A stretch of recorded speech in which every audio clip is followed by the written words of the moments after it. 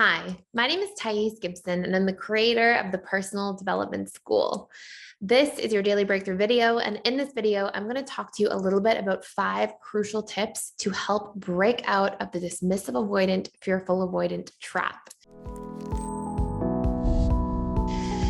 So if you want to do a much deeper dive into this, and if you're currently in an FADA relationship, please join PDS for January and February, where we will be doing a series of in-depth webinars once a week, all about like the fearful avoidant, dismissive avoidant relationship, the patterns, the tools needed, the reprogramming techniques to get out of these different dynamics, the communication skills needed. And we're going to do this for each of the major attachment style dynamics. So please join, and the webinars will be about an hour and a half each time. Then we do some live Q&A at the end.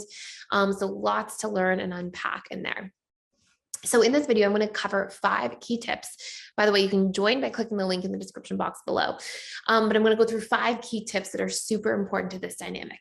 Tip number 1, and again, I'll go really deep into this in the webinars and a whole bunch of other tips as well. But tip number 1, fearful avoidants must learn to communicate their needs clearly and specifically. One of the biggest challenges we see in this dynamic is that the fearful avoidant gives, and then the dismissive avoidant usually is a little more of somebody who will hold on to things and receive. And then the fearful avoidant will often feel like, why are you not giving back? And rather than communicating what they need to a dismissive avoidant that doesn't have very much modeling for people giving emotionally to each other and showing up to really support each other and be there for each other to such a strong degree, basically what ends up happening is the fearful avoidant will be like, well, why aren't you giving to me like I'm giving to you? DAs did not usually learn to relate that way to others. And so then the fearful avoidant becomes, often resentful, feels taken advantage of, gets frustrated, and then becomes volatile emotionally, like sort of lashes out or gets angry, becomes critical. And this brings me to point number 2, which is that DAs and FAs both need to work on their relationship to volatility and to criticism.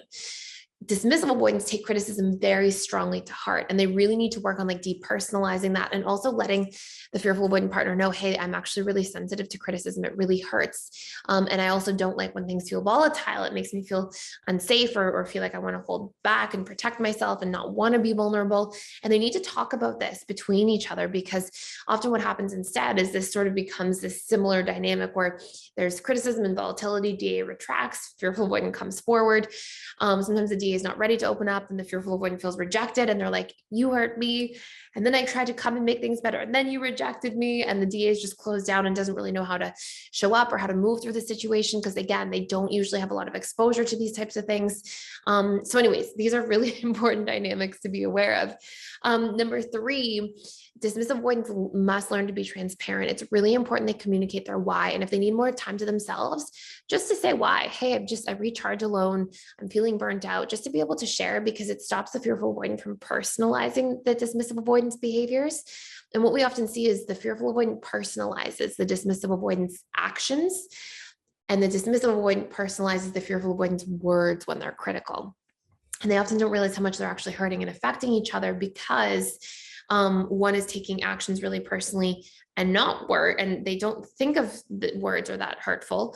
Like the fearful one's often like, oh, if somebody said that to me, it wouldn't really affect me that much. I would just know they said it because they're mad. But DAs tend to really take things to heart that are said. And fearful avoidants tend to really take actions personally, but not words, right? And so you'll see these sorts of different dynamics where they can not realize how much they're actually impacting each other in a negative way. This brings me to the next one, which is fearful avoidants have to learn how to set boundaries and maintain the relationship to themselves while in a relationship to another person. Sometimes the fearful avoidant will sort of abandon themselves to try to get the love, attention, connection from their partner in a relationship. And when it's a DA who is great at self-soothing and still making time for themselves, it will create this imbalance and instability in the relationship dynamic as well, and can create this sort of challenging pattern too of codependency and counterdependency at work. And last but not least, dismissive avoidants have to learn how to be more vulnerable and share. And part of them being vulnerable with themselves and opening up is what allows them to have a deeper connection with the fearful avoidant, which the fearful avoidant tends to really crave and yearn for, and is such an important part of what a fearful avoidant comes to a relationship to get and to connect over. So Again, these are just very high level tips. There's like literally so much to go in through here. And there will be so much to learn in January and February as we do a lot of this stuff live. So stay tuned.